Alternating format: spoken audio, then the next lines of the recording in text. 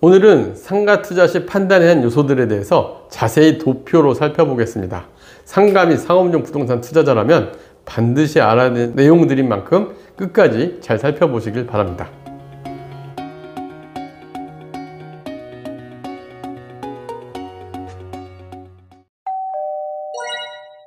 안녕하세요. 월세호스TV의 최영식입니다. 네, 오늘 알려주실 내용은 무엇일까요? 네, 오늘은 저희가 이제 상가 물건을 멤버십에서 저희가 물건을 선정을 해서 여러분들에게 좋은 물건이라고 확인되는 것들을 지금 소개를 해드리고 실제 중개도 가능한 매물로 중개 거래도 진행이 되었습니다. 그럼 저희가 어떤 기준을 통해서 이 멤버십 물건 선정하는지는 그동안 몇 번에 걸쳐서 얘기를 했는데, 특히 저희가 선택하는 기준들을 좀 통계를 뽑아 보니까 한 6가지 정도의 가치를 반영을 하면 점수화해서 계량화해서 여러분들이 이해하기 쉽겠다 그래서 요번에 제가 육각형 가치 모형도라는 걸 한번 만들어 봤습니다. 근데 이걸 하다 보니까 상가 투자할 때 이런 정도만 알고 계시면 그래도 여러분들이 스스로 판단할 수 있는 기준을 좀 잡을 수 있겠다 생각해서 그 6가지 기준에 대해서 오늘 총 3번에 걸쳐서 얘기할까 합니다. 실제 투자 사례를 통해서 저희가 선정한 물건을 통해서 어떤 가치 모형 평가도가 있었고 거기에 어떤 가치들을 우리가 중점적으로 보는지를 한번 사례를 통해 설명을 해드리고요. 그리고 다음번 2번에 걸쳐서는 각 개별 가치를 판단하는 기준에 대해서 상세히 알아보겠습니다. 특히 상가는 정말 개별성이 너무 강해요. 자기만의 가치 판단 기준이 분명히 필요하고, 같은 건물 내에서도 공실 가능성이 높은 물건과 그렇지 않은 물건 어떻게 선택해야 하는지 차이점이 있거든요. 근데 일반인들이 보기에는 그냥 면적 그리고 지역 요 정도만 생각하다 보니까 좋은 상가인지 아니면 이게 안 좋은 상가인지를 판단하기 어렵습니다. 그래서 이걸 하나씩 판단하는 기준에 대해서 좀 자세히 살펴볼 거고요. 그 다음에 이제 오늘 선정한 내용들을 멤버십 내용 물건과 좀 겹쳐서 보시면 저희가 앞으로는 계속 각형 가치 모형도에 대해서 계속 멤버십 물건을 판단 점수를 계속 매겨서 평가를 할 거예요. 그래서 이 물건의 장단점이 바로 이 육각형 가치 모형도에 다 나와 있습니다. 그래서 이 가치 모형도에 대해서 한번 살펴보겠습니다. 자, 오늘 이제 저희가 추천했던 물건 파주시에 있는 매물이었어요. 그래서 먼저 지역가치, 업종가치, 수익률, 배우세대, 그리고 개별상가가치 6가지 기준이 있는데, 먼저 지역가치는 사실은 이 상가 이게 맞는지라는 생각이 좀 들기는 합니다. 왜냐면은 사실 서울과 부산, 그 다음에 수도권과 지방 이런 기준들로 여러분들이 나누죠. 그리고 사람들이 지역에 갖는 이미지들이 있습니다. 이미지들은 뭐냐면 그 지역의 주택 가격, 아파트 가격하고 바로 연결이 돼요. 그래서 그 지역의 이미지가 있는데, 예를 들면은 서울은 좋고, 제가 상담을 해보면 특히 그런 분들이 많아요. 나는 강남에 있는 상가 투자를 원합니다. 나는 서울 중심 지역에 있는 상가 투자를 원합니다. 지방은 싫습니다. 또 수도권 신도시는 싫습니다. 이런 각각의 의견들이 있어요. 그런데 이런 판견을 갖다 보면 좋은 상가는 늘 못 골라요. 왜냐면은 좋은 상가는 지방에 가도 정말 매출이 잘 나오는 상가가 있고, 서울에서도 매출이 안 나와서 망해가는 상가들이 있거든요. 그러면은 그것들마다 지역의 편차는 있지만, 물론 근데 매매를 할 때는 또 달라요. 매매를 할 때는 이 지역의 편견이 바로 수요하고 연결이 되거든요. 그래서 지역의 가치도 어느 정도 인정을 해줘야 된다 생각해서 지역 가치 뽑았는데, 지역 가치는 저희가 아파트 가격을 기준으로 판단을 하는데, 예를 들면 지금 파주시에 있는 상가 같은 경우 제가 2점을 줬습니다. 왜냐면은 평당 가격이 1,500만 원 이상일 때 저희가 2점부터 시작을 하거든요. 저 아파트 평당 가격 기준으로. 그랬을 때 파주는 2점 정도 줬었다. 근데 업종 가치는 뭐냐면 사람들이 선호하는 업종들이 있습니다. 여러분들이 생각해서 누구나 아는 시설이 많이 들어간 업종들, 병원이라든가 그 다음에 은행, 그리고 내 세입자가 이거였으면 좋겠다는 것들, 스타벅스라든가 1군 프랜차이즈, 이름만 들어도 아는 1군 프랜차이즈들, 이런 경우는 저희가 5점을 해당을 합니다.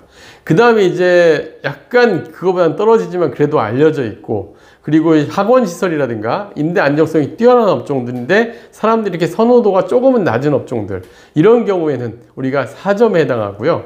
그 다음에 프랜차이즈가 아닌 개인 브랜드들, 그리고 인테리어 비용이 좀 덜 들어간 업종들, 사무실, 부동산 중개사무소 같은 인테리어 낮은 건 2점, 그 다음에 식당 같이 약간 인테리어가 들어간 3점, 그리고 기피 시설은 1점, 이런 식으로 업종 가치를 제가 또 판단을 하는 가중치를 둡니다. 그 다음에 이제 수익률 가치인데, 수익률은 저희가 최근에 현재 기준금리로 봤을 때 1점부터 5점까지에 해당하는 점수를 약 6% 이상이면 5점 이런 식으로 해서 저희가 점수를 매기는데, 파주 상가는 저희 매물을 보시면 아시겠지만 거의 8% 가까운 수익률이 나왔어요. 그래서 수익률은 5점을 줬었고요. 그리고 업종 가치는 앞에서도 얘기했지만 이제 프랜차이즈 미용실로 인테리어 비용이 거의 1억 가까이 들어간 업종에서 4점을 줬습니다. 자세한 물건 내용은 우리 그 멤버십 물건 확인해 주시면 좋을 것 같습니다.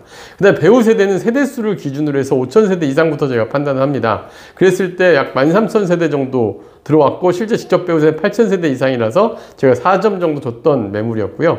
미래 가치는 그 지역에 인구를 유입할 요소들이 있느냐, 가장 중요한 게 광역적인 교통 계획이 있느냐, 뭐 우리가 흔히 얘기하는 지하철 노선이 확장된다거나 중전철 이상이 올라 들어온다거나 했을 때 점수를 좀 가중치를 부여하거나 하고, 그다음에 배우 세대가 늘어날 여지, 단지들이 더 늘어날 여지가 있느냐, 이런 걸로 봤을 때 여기는 GTX의 운정 중앙역 가장 가까운 단지에 있고 상권에 있었고, 그 다음에 배우 세대도 앞으로 입주할 아파트들이 계속 늘어나서 3,000세대 정도 추가로 늘어날 여지가 있어서 저희가 5점을 줬던 그런 케이스였습니다.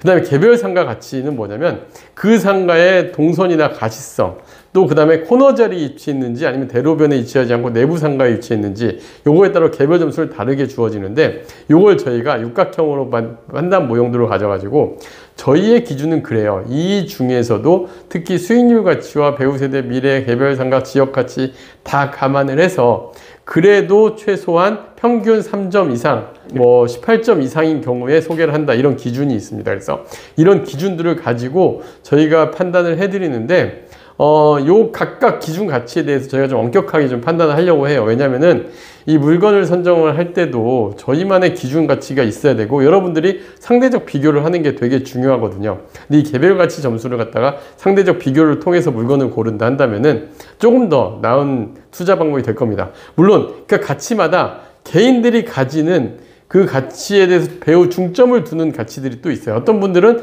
나는 상업용 부동산 상가이기 때문에 수익률을 가장 가치에 중점을 두겠다. 어떤 분들은 공실 가능성이 낮은 걸로 봐서 배우 세대에 좀 더 중심 가치를 두겠다 한다면 가중치 편중을 좀 달리 적용할 수는 있겠죠. 하지만 저희가 판단하는 기준은 이렇게 6가지 정도의 판단 기준을 두고 여기에 점수를 매겨보는 것도 좋을 것 같습니다. 그래서 저희가 실제 멤버십 매물 소개를 할 때 지난번 물건부터 바로 육각형 모형도 평가를 예시를 들면서 여러분 장단점을 비교를 해드리는데요. 상가 가치 투자 모형 판단 체크 포인트를 이제 하나씩 정리를 해드리면, 상가 물건 확인할 때는 사실 여러 가지 요소들이 있는데 저희가 대표적으로 모아본 게 6가지 항목입니다. 물론 이 이상 더 알아봐야겠지만 최소한 이 6가지 정도는 비교를 해볼 필요가 있다 해서 6가지 기준을 정했고요. 이 중에서 지역 가치, 배우 세대, 임차인 업종, 수익률은 사실은 저희 같은 경우는 현장 답사 전에 사전조사를 통해서 어느 정도 파악을 하고 답사 준비를 합니다. 그 다음에 이제 현장을 가게 되면 미래 가치, 향후에 이 지역이 갖는 더 들어올 확장 가능성이 있는 요소들, 뭐 아까 예를 든 것처럼 뭐 이 지역에 이 상가 권역 주변으로 어떤 유동인구가 늘어날, 세대수가 늘어날 여지가 있다든가, 뭐 학교가 들어올 예정이라든가, 아니면은 이 지역의 광역교통망이 갖춰진다든가 하는 이런 부분들이 시점 같은 것도 현장 가서 파악을 하고요. 그 다음에 개별 상가 가치는 반드시 현장에 가서 눈으로 보셔야 돼요. 특히 동선상에 맞는지, 또 밖에서 외부 가치성은 좋은지. 예를 들면 이런 경우가 있습니다. 외부 가치성은 좋은데 상층부에 엘리베이터의 동선이 너무 복잡한 거예요. 그래서 상가가 인기가 없을 수도 있거든요. 그래서 이런 거는 반드시 현장에 가서 살펴보고 주관적 판단이 필요한 내용인 거죠. 이처럼 상가는 종합적 검토가 필요합니다. 그리고 기본적 요소들을 하나씩 살펴보고 사전조사와 사후조사를 반드시 같이 해봐야 되는데요.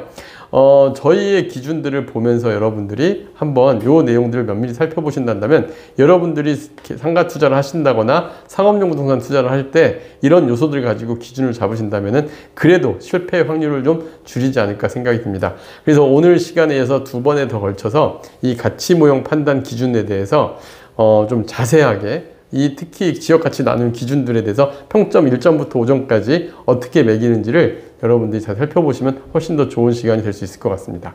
네, 다음 영상도 기대하겠습니다. 네, 감사합니다.